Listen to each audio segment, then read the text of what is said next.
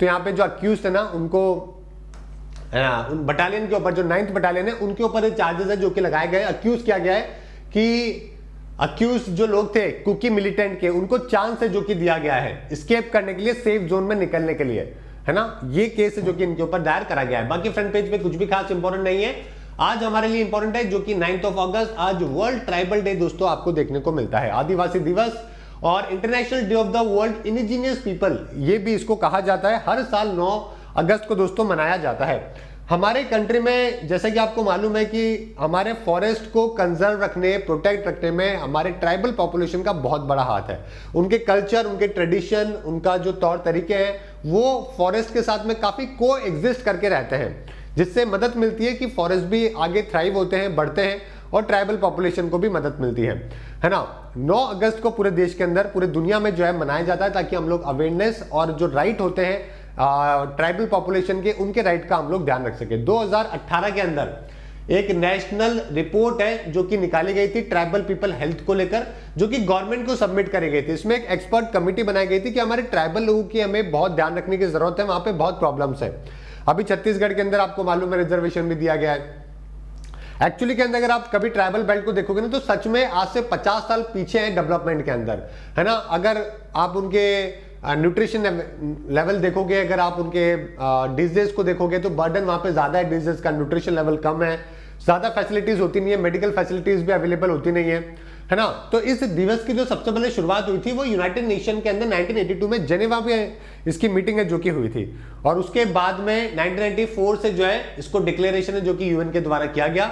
Extreme poverty, marginalisation, other human right violation, ये सब आपको ट्राइबल बेल्ट में देखने को मिलते हैं। अगर मैं इंडिया की जियोग्राफिकल लोकेशन की बात करूं तो इंडिया के अंदर 809 ऐसे ब्लॉक्स हैं जहां पे आपको शेड्यूल्ड एरियाज घोषित किया गया है। इसके अलावा पर्टिकुलरली, है ना, बेल्ट भी होती है, पर्टिकुलरली शेड्यूल्ड एरियाज भी होते हैं जो कि 75 करके टोटल है जो कि बना रखे हैं, जिनको बोलते हैं पर्टिकुलरली शेड्यूल्ड ट्राइब्स एरिया।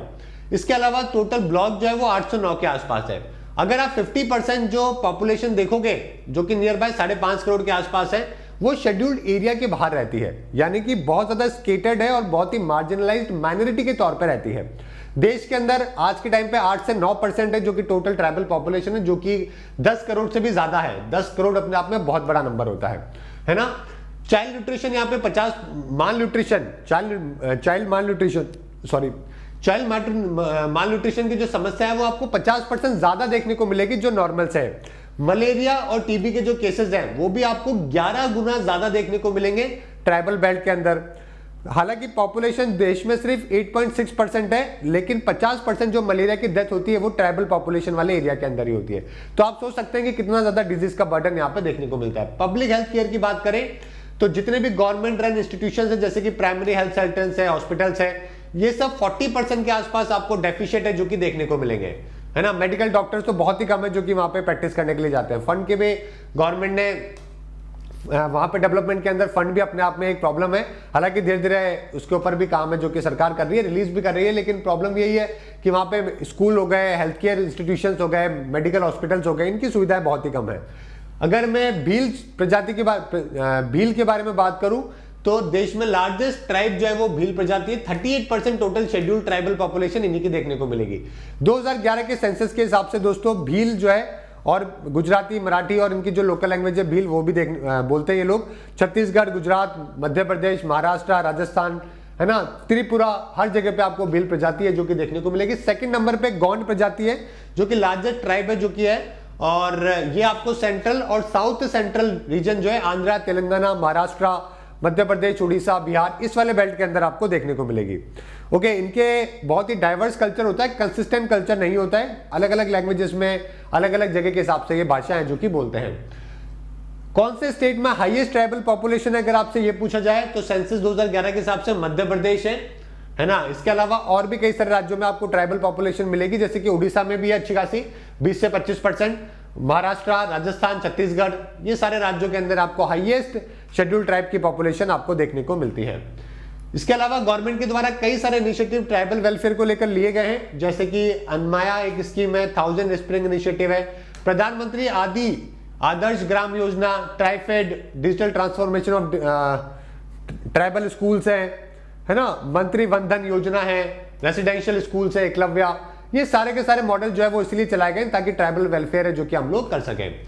इसके अलावा क्वेश्चन भी आया था हल्बी, हो और कुई, ये कौन है? ये 2021 के अंदर सिविल सर्विसेज में क्वेश्चन पूछा गया। तो ये सारी दोस्तों जो है ना, ये ट्राइबल लैंग्वेजेस हैं एक्चुअली के अंदर, ट्राइबल लैंग्वेजेस हैं जो कि अलग अलग रीजन के अंदर बोली जाती हैं। एक और सवाल आया, ये देखिए, particularly vulnerable tribal groups, PVTG, Bharat में 2019 का ये सवाल है। तो ये पीवीटीजी होते क्या है, इसको लेकर पूछा गया। ये पीवीटीजी दोस्तों 18 राज्य और 1 यूनियन टेरिटरी में आपको देखने को मिलते हैं। सही बात है, पॉपुलेशन बढ़ रही है कि घट रही है उसके हिसाब से ये पीवीटीजी माने जाते हैं। ये ग्रुप्स है ट्राइबल ग्रुप्स जो बहुत ही वल्नरेबल है किसी भी एरिया में, और ये 95 है टोटल। तो ये 95 नहीं होते, ये 75 है, और रूरल और कोंडा ये भी इसी के अंदर शामिल है। तो ये भी सही है, थर्ड वाला गलत है, तो ये गलत हो गया, ये गलत, ये गलत, सीधे सी आपका आंसर है जो कि इसके अंदर निकल गया।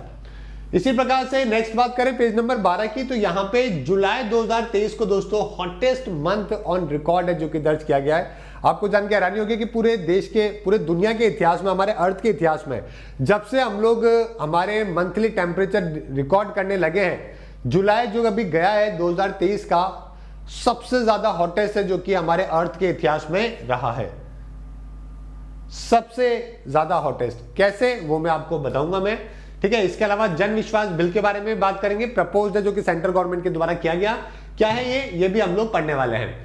तो सबसे पहले देखो, एवरेज टेम्परेचर 16.95 डिग्री सेल्सियस, ये जुलाई का ग्लोबल एवरेज टेम्परेचर है जो